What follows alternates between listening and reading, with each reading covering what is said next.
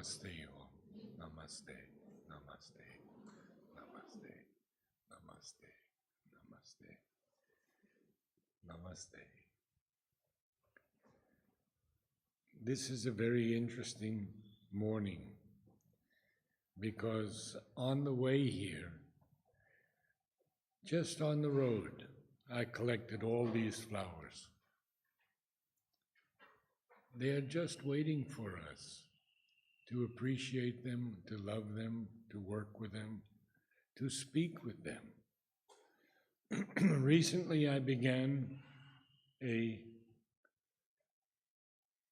series that I call Understanding the Messages of Flowers. And Mother has given me the work to build the gardens of the Matrimandir. When I asked her, after she sent me a message, well, first in a meeting with her in December 1968, she asked me, "You wouldn't like to come to Auroville in a few years? I feel you can do something there." And I said, "Whatever you wish, Mother." And then she sent me a letter very soon after that about the gardens of the Matrimandir.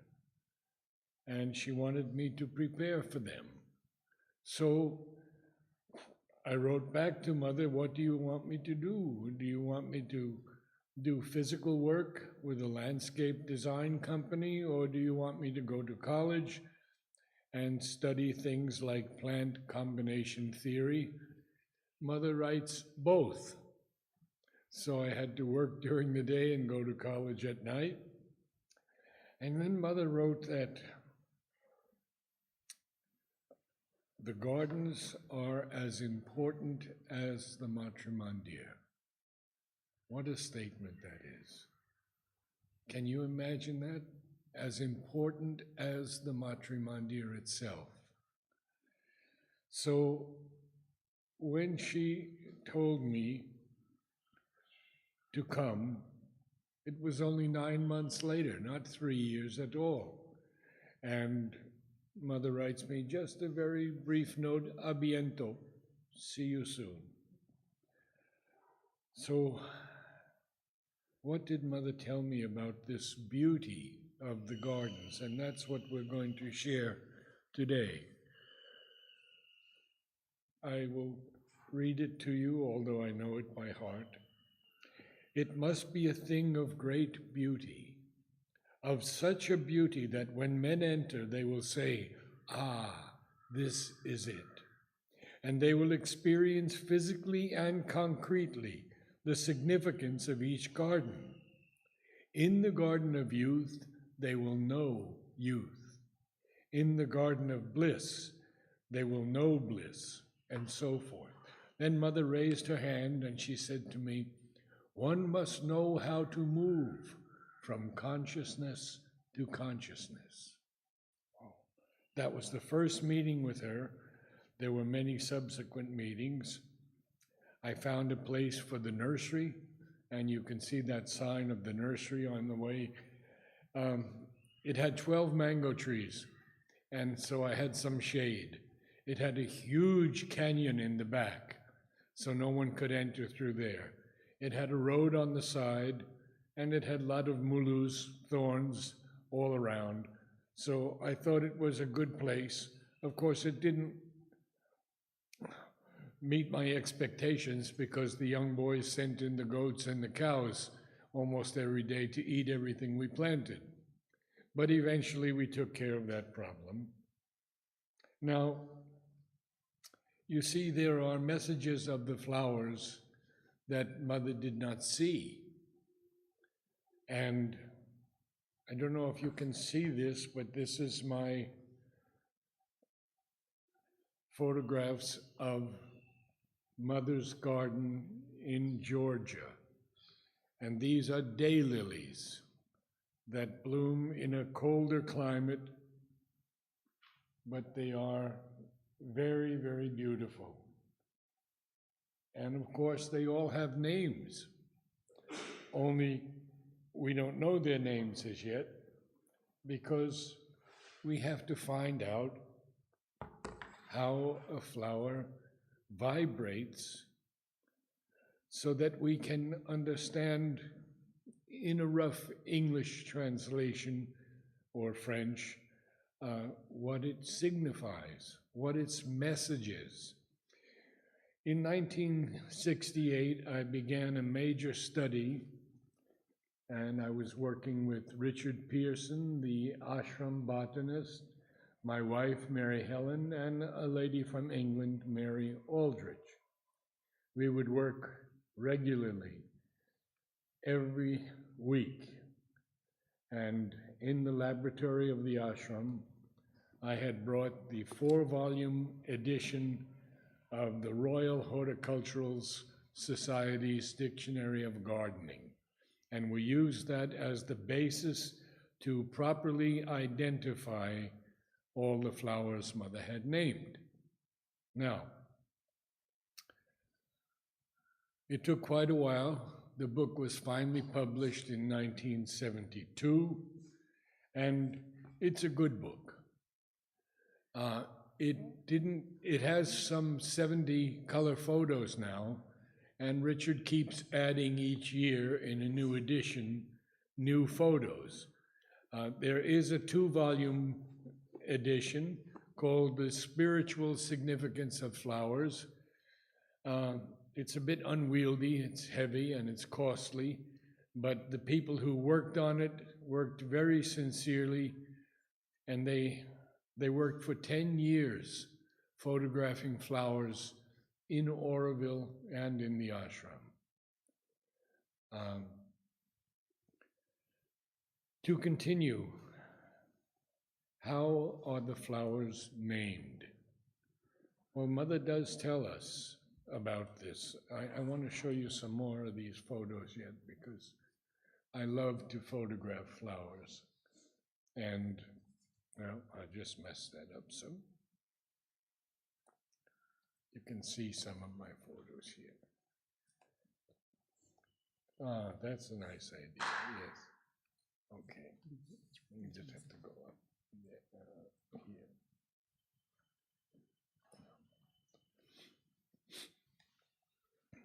How did Mother name the flower? How did she identify its significance?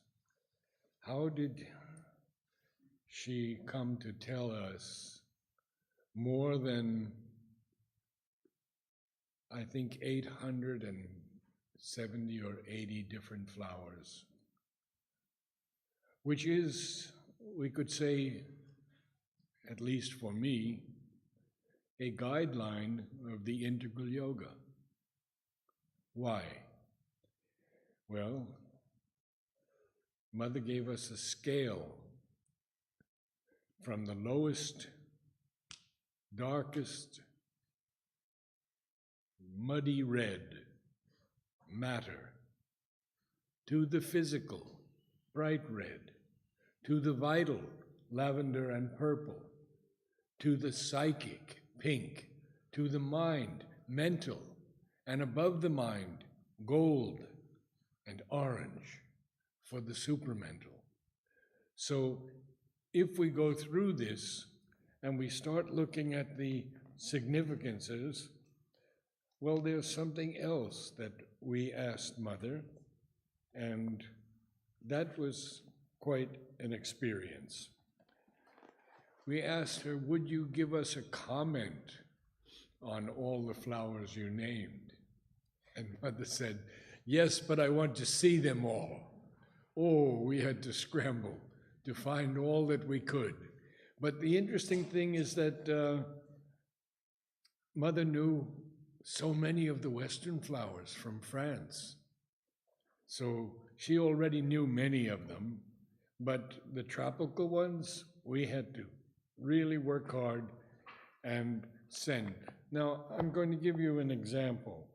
The inconscient we know is way, way down on this list that Sri Aurobindo gives us of all the different planes of existence.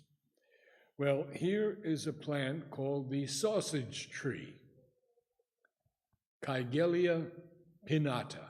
So we always use the botanical name, the Latin name, because no matter where one is, one will know that name. They may pronounce it differently in Greece or Russia or Iran or any place, but it is still the botanical name in Latin. Now, what did Mother name the flower of this tree? I'm going to tell you about the sausage in a minute. This tree is all over Auroville. It's very, very prolific, and it flowers many, many months of the year. What does Mother call it? First response of the inconscient to the divine force. What a significant, the first response of the inconscient to the divine force. And here is the flower. How many of you have seen it before? 1, 2, 3, 4. Only 4 of you. Interesting. Its flowers fall all over. You see them on the ground more easily than you see them on the plant. But after the flower is finished and pollinated, it forms a sausage, and they hang on the tree. So that's the common name, sausage. Now, do you know that Mother named many fruits also? Who knows divine Ananda? One person. Have you ever eaten grapes? That is divine Ananda. Have you ever eaten a mango? No one here can say no, I think. Divine knowledge. But Mother named 2 things on the mango. You don't know? So I'm going to share with you right now. And what Mother said also, very important. The botanical name for mango is Mangifera indica. The flowers, I think you've seen the flowers of mango trees. Mother has named nature's hope for realization. And the fruit, divine knowledge. Each time you eat a mango, you are ingesting divine knowledge. And what does Mother say about divine knowledge? Succulent, nourishing, strength-giving. And what does she say about nature's hope for realization? The flower. She says, nature knows that one day she will realize.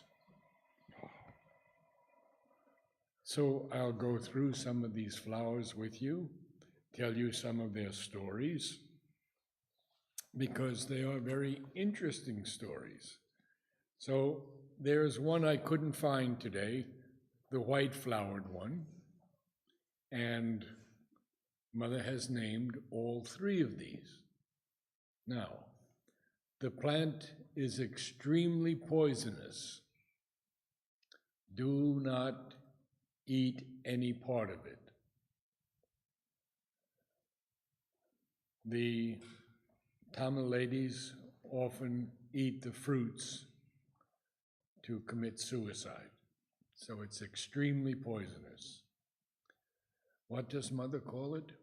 Mind. And I've always found that mind is extremely poisonous. But at the base of the flower there is the sweetest honey you've ever tasted. So the duality of mind, the sweetness and the poisonous. Now, Mother also gave a significance. This one, yellow, is mind. This one, supramentalized mind. Wow. And then we have the white one. The white is usually purified or integral or perfect. It represents always that purity. Now this flower I'm sure you have all seen, and you know it's very, very prolific all over the world actually. And Mother has named it Progress. We have a garden of progress. And of the 12 gardens, 10 of them Mother has named for the hibiscus. One of them, the Garden of Wealth, is water lilies, which represent wealth, and cactus, which represent riches. And then there's another garden, one of my very favorites, the Garden of Perfection, the 12th garden, represented by plumeria. And I don't think I got a plumeria here, but I collected 300 different varieties, and they were planted in the Matrimandir gardens, Matrimandir nursery. And now there are many that will be in the Matrimandir gardens. Here is a flower that represents the garden of life, which is right by the banyan tree. And it is called, it's a hibiscus, power of consciousness. So the power of consciousness Mother chose to represent the garden of life. One of the flowers that is so ubiquitous in Auroville is, of course, the bougainvillea. And we have just completed a book on the bougainvillea.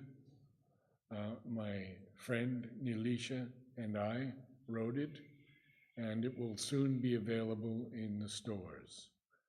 It goes through all the areas of protection that Mother has named. So we have, of course, integral protection, the white. We have, oh, there are so many. I want to read some of them to you. Bougainvillea. So that's the botanical name, bougainvillea. It also has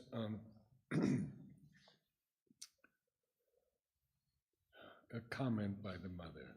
Let us give ourselves entirely and sincerely to the divine, and we shall enjoy his protection. Now, we have a pale lavender, which I don't have here, but we have a light lavender pink, we have a white, we have manifold, which is 2 different colors, we have a magenta red, which is physical protection. Remember I told you about the reds, the brighter reds are physical protection. So we have physical protection. Then we have violet, this one, which is vital protection. And then we have others like emotional protection. I collected many of these in the early days, and it is quite humility. Mother named 2 grasses This one is humility. You can see how ethereal it is. It is for us humility. Now, I collected 6 different varieties of this plant, and it is called Kaliandra. And I think Mother named all of them, actually. So we'll take a look at them because it's very common. Kaliandra. There is one white one that Mother named that I sent her, and it's called Striving Towards Integral Wisdom. There's another one called Wisdom in the Physical Mind. Wisdom in the Physical Mind. And Aishwarya has brought some very beautiful plants, flowers. This is courage. Grows wild all over South India and even North India. And this is integral courage, the white. You can see that it has a crown. Courage does have a crown. And aspiration, of course. I know that you've seen aspiration. Its flowers fall on the ground in the early morning, and so you rarely do see it on the tree unless you see it at night. The gladiolus is one of the world's favorite flowers. And this one is manifold receptivity because it has 2 colors. It has white and this beautiful orange pink. Whoa, I'm getting so many here. Oh, and of course, this most important one. Look how small it is. See, Mother named wayside flowers, flowers that the children would bring to her, and she would look into it. She would feel its vibration. Everything vibrates, we know now, at certain speeds. And this one vibrates and tells us it is concentration. Concentration. And concentration, there are many new hybrids now from Thailand, and you can get white and pink and all kinds of colors. But they're big flowers. And for me, they are not truly concentration. This is concentration. We have to go very deep to see this flower. This is another very poisonous flower, one of the most poisonous of all, Datura. And some of you will be aware that there is a Datura, I believe it's Stramonium, which is the Jimson weed, and it has been used for years by the American Indians as a psychotropic plant. Integral tapasya, Datura. And it's one of those plants that need almost no water. So I have planted it along the channel of the water channel of the Matrimandya. And this flower, along with concentration and a few other flowers that need almost no water, are along that channel. You can see them, you can enjoy them. There is one here, or 2 here, lantana. And the lantana is so important because it talks to us about the cells of the body. And I will read a little bit from Mother. Lantana, white, which you just saw. Purity in the cells, right here. Purity in the cells. If you look very closely at the flower, you can see, or you can feel, this cellular consciousness. What does Mother say about purity in the cells? Can only be obtained through the conquest of desires.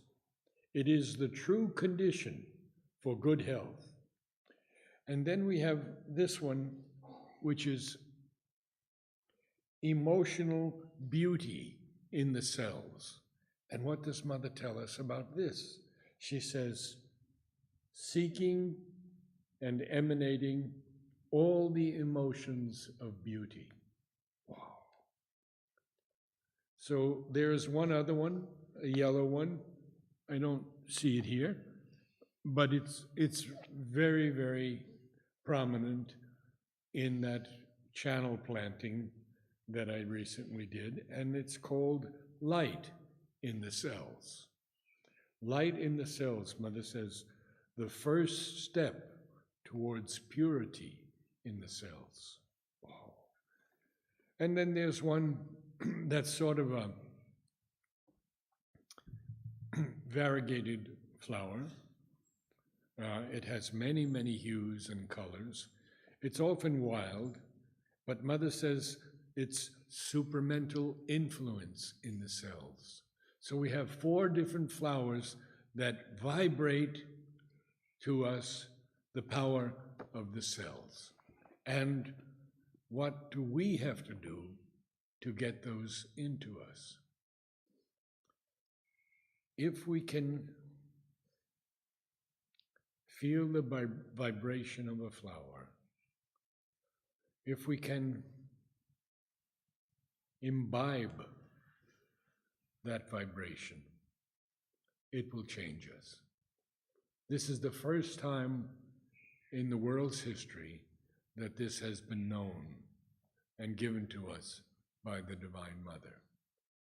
Yes, flowers were always a medium of exchange. They were a way of lovers sending information to each other. In Victorian England, it was very, very popular. So, yes, flowers are a means of communication. But an interesting thing Mother said, I can more easily transmit a state of consciousness through a flower than through a man. Wow. Resistant fellow, this mind.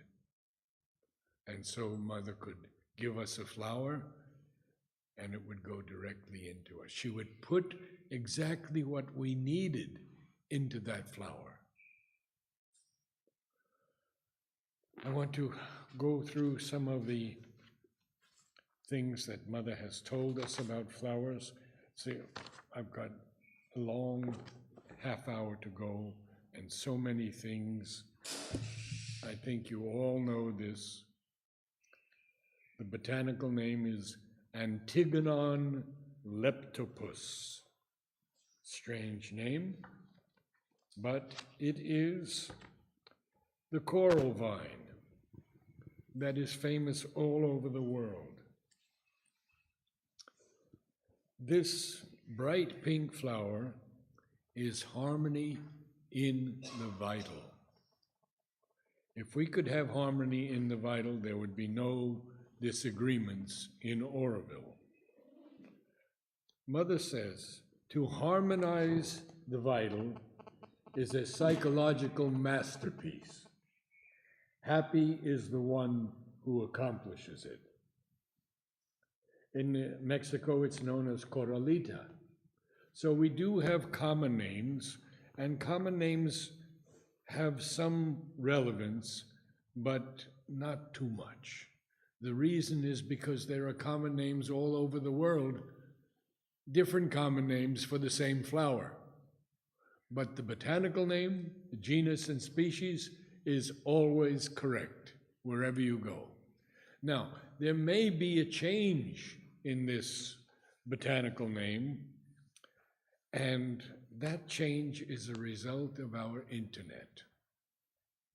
Years ago, for centuries actually, botanists would press flowers and put them in these great herbariums and identify them.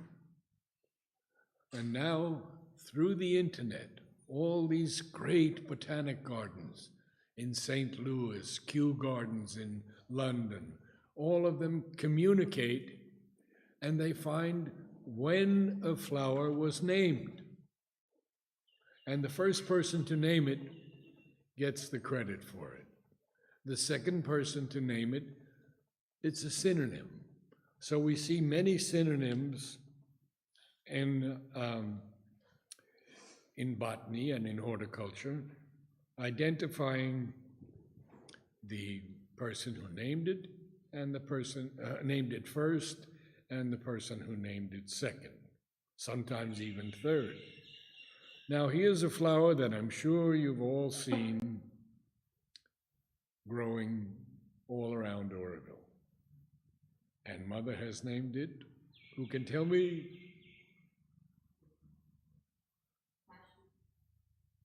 Passion. Passion. A bit dangerous. Naradji, can I have one question? Pardon? Can I have a question? Yes.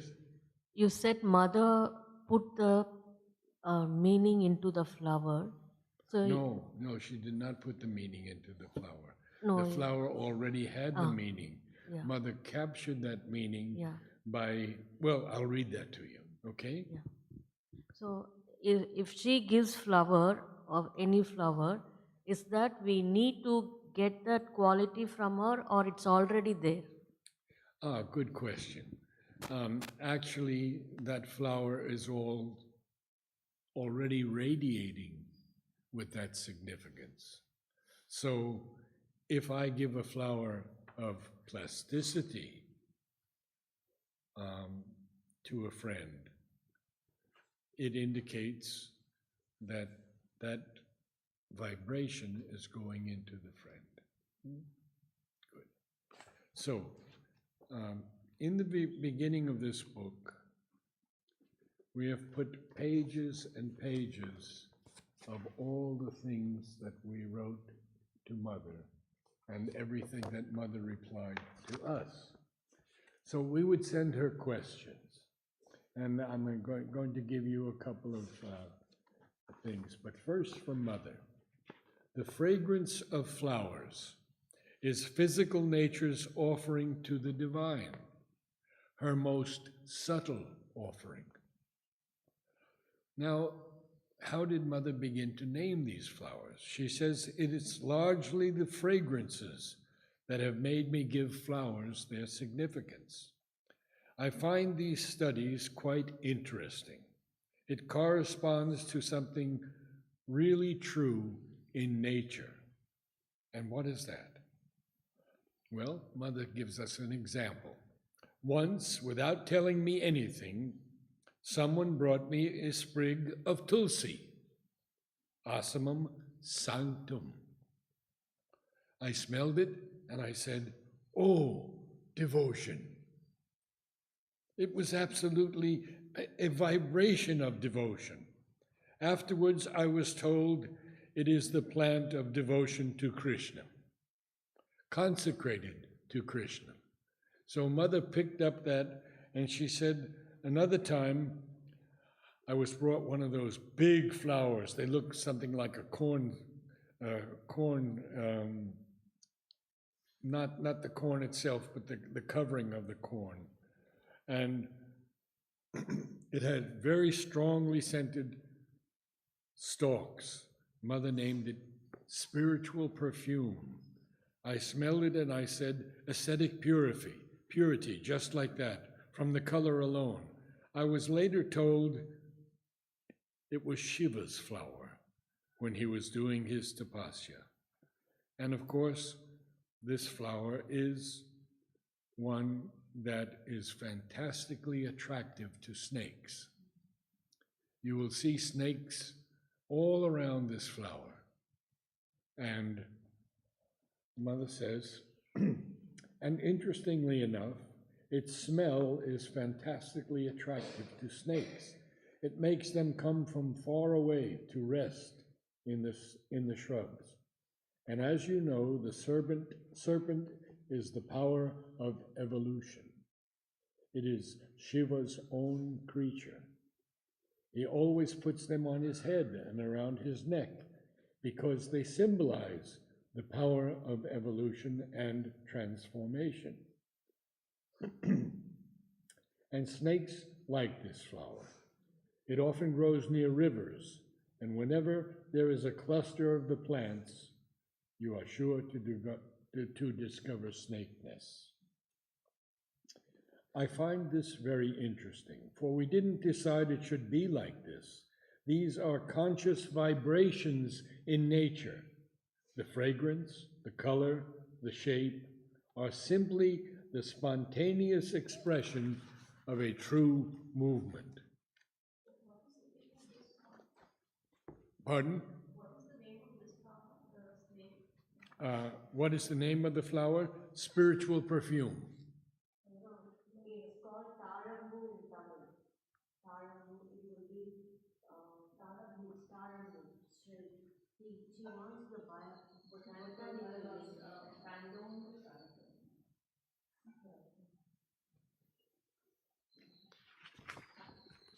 Now, I have to share this with you because it's so very important. All the flowers to which I have given a significance receive exactly the force I put into them and transmit it. So Mother can put that force into power of consciousness and give us that flower, and we will receive it. Now, of course, we know that the mind is a very difficult fellow and it doesn't like to receive things, but it's the psychic being that receives it, the inner being. So what does Mother say first? People don't always receive it because most of the time they are less receptive than the flower. And they want the force that has been put in it through their unconsciousness. They waste the force that has been put in it through their unconsciousness and lack of receptivity. But the force is there, and the flower receives it wonderfully. So all of these new flowers that are coming about, one day we will also be able to give them a name because we are able to catch their vibration. This is a very, very important time because it is the time of the supramental manifestation in which everything is becoming possible. And we see here these beautiful morning glories, morning glory. And we see here another hibiscus, dynamic power. And the more we study these, the lotus, the avatar. The white lotus, of course, is Aditi, the divine consciousness, the divine mother. And we have an interesting flower here that is very unique. These flowers, these seeds came from Japan, and it's flowering all over now in the Machu Mandir entry area. It is called unostentatious certitude. What does that mean, unostentatious? It means it's not showy. We have that certitude, but we're not showing our pride about it. And this flower, which used to be all over the roads of Auroville, now it's only in stretches, and of course it's in the green belt too. It's one of my favorite flowers. It has a beautiful fragrance also. Humility before the divine in the physical nature. could we have that humility before the divine in the physical nature?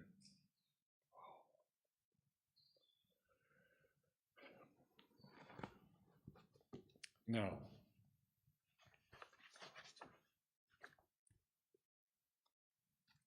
okay. When I give flowers, Mother, it is as an answer to the aspiration coming from the very depths of your being.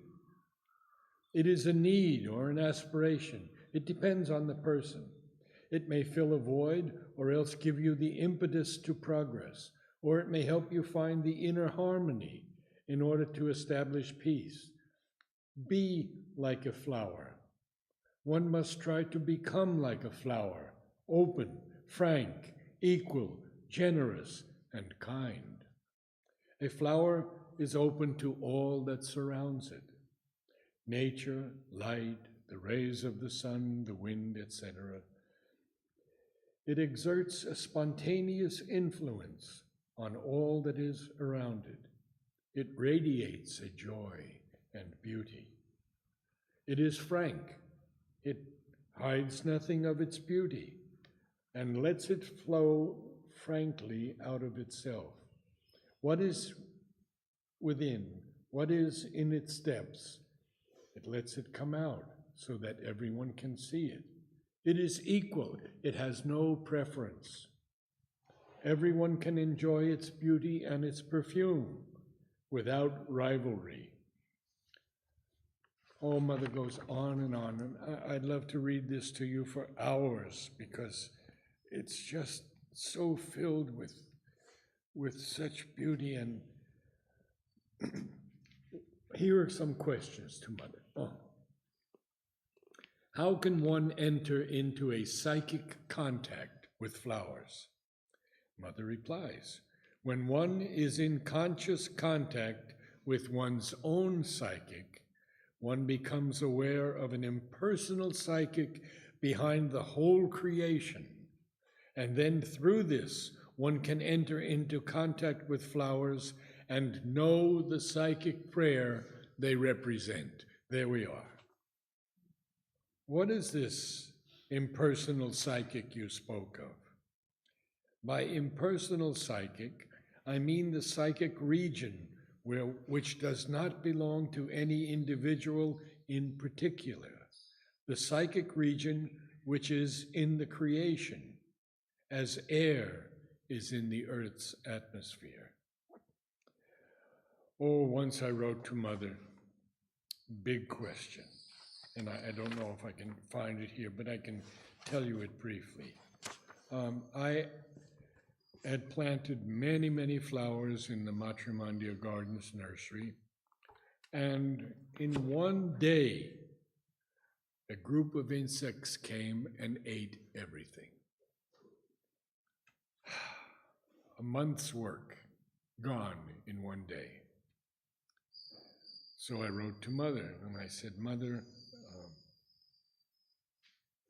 is there a conscious ill will in nature to destroy flowers? And Mother wrote back, no, it is not like that. Insects do good and they do bad. Well, they do good, obviously. They pollinate our fruits and our vegetables, but they also do bad. So it taught me so much. It taught me always balance. Don't try to eradicate anything. Let the insects have their portion. We'll have our portion. We need to create balance. This is so very important to be aware of. Now, there are many more flowers here, but I only have 15 minutes. Well, actually, I have only 5 minutes because I have to have my meditation with the workers of the Matrimandir. Every morning, we meditate at 8:05 till 8:10. All the workers who want to come are invited, and all the Matrimandir people, Aurovillians, guests, anyone who wants to join us is welcome. It's only 5 minutes, but in that 5 minutes, I pray for every soul. And I ask the Divine to protect them, their children, their wives, their parents, grandparents, etc. And then there are great people in this world, and I pray for them also, people who have attained much higher perfection. So, let me end with some more things. Mother writes, and this is her own handwriting, you can see, life must blossom like a flower, offering itself to the divine.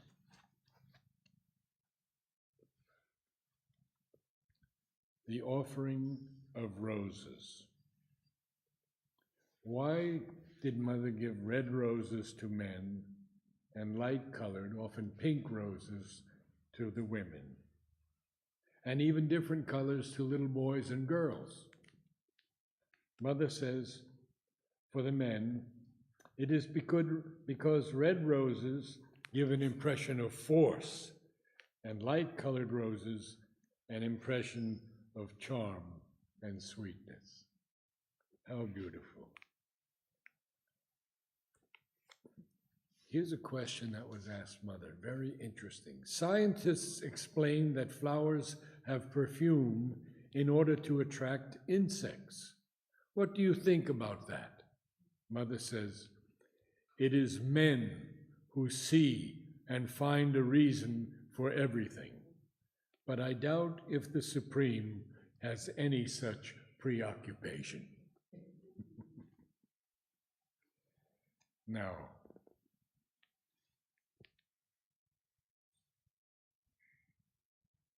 do you have any questions that I can answer in the last few minutes?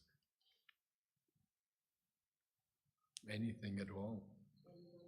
And please come up and take some flowers, and I can speak a little bit about them. Does the flower, once you pluck a flower Yes. from its origin, does it still have the...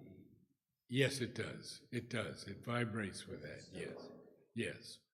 So when we pluck a flower, as the American Indians say, ask its permission first.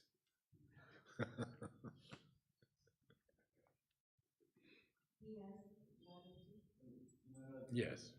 Does the banyan tree flower at all, or did Mother speak of the flowers? Mother did not name the banyan, but it does flower, and when it's in flower, the parrots have a feast.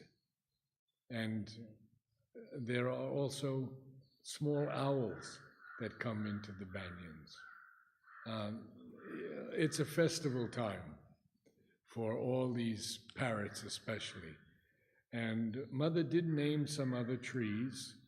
She named some extraordinary trees. We have two in the front of Sri Aurobindo's statue. Mind of light acting in matter. Oh.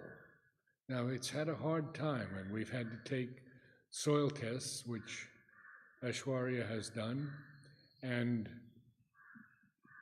we have to find out, is it a problem of the soil? Is it a problem of the compost?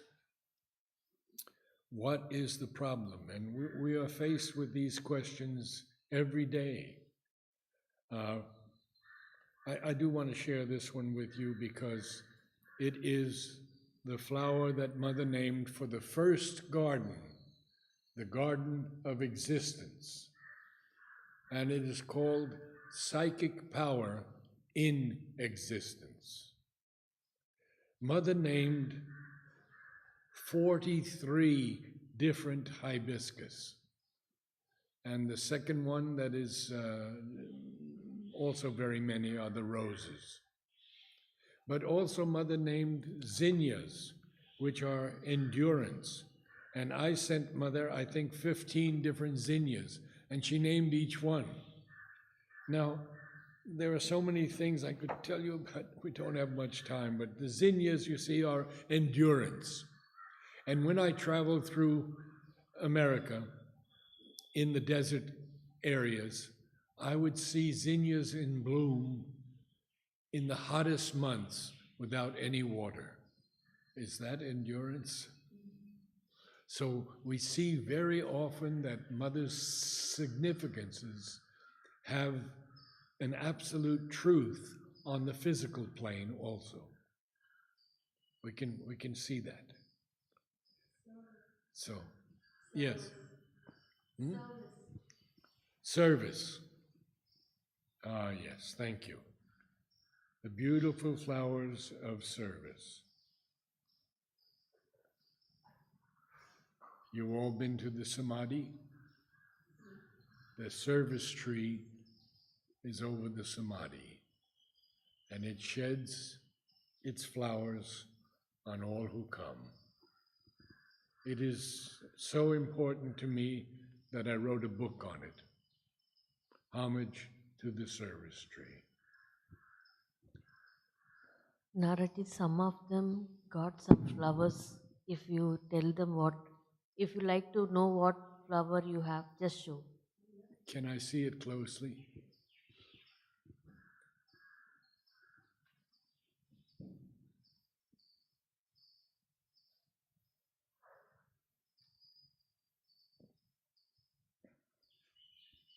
You see, these are the sepals, but this little thing is the flower. And botanical, there are many forms of it. Huh? There is a reddish form that we see all over, and I'm not getting it right now. It's a Christmas tree, Christmas flower. Is it that Christmas flower? Christmas time, we have a flower, red and white. No, this is not Christmas flower. No, this is a different one. It's been hybridized a lot in Indonesia and in Singapore. And there are now big flowers with different colored bracts. Continuity. Continuity. No, not continuity.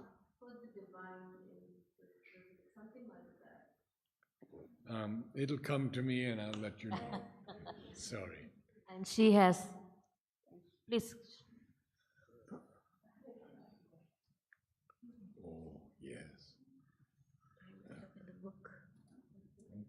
Hibiscus. This is Agni. It's not really Agni, but it's close to Agni. This is a hibiscus, and we understand it botanically as a hose in a hose. So we have the petals out here, and then we have a cluster of petals in the center. And it's sort of close to conscious, the symbol of the second garden, which is consciousness. And we have many flowers there, but they vary a lot. And of course, we're not able yet to understand. You have my book? Is it Flame of Love? Flame of Love? This one? Yeah. This looks like Agni to me. But Well, it looks like Agni, and I think it is. it may be Agni. It still didn't bloom fully. Yeah, right. Yeah. But it's also sort of like that consciousness flower also. Aspiration for the right attitude established. Divine solicitude. Divine solicitude, Divine solicitude, rightly understood. Divine solicitude, rightly understood. I have to go. I'm very sorry. Thank you, Naraji. Thanks for your time and thanks for sharing the beautiful things to us. We always cherish your presence here. Thank you. Now, nothing for me tomorrow, right? No. And I thank each one of you for being part of this early spiritual hour. I kindly request you all to come and take a flower of your choice as a grace from Divine Mother. Please. and we will have a program from morning till evening, a part of Auroville festival. It starts from here and then it moves to Unity Pavilion, and then we have walk and talk at 4 o'clock, and evening we have program in Bharat Nivas. So try to join and make a collective aspiration for Auroville festival. Thank you.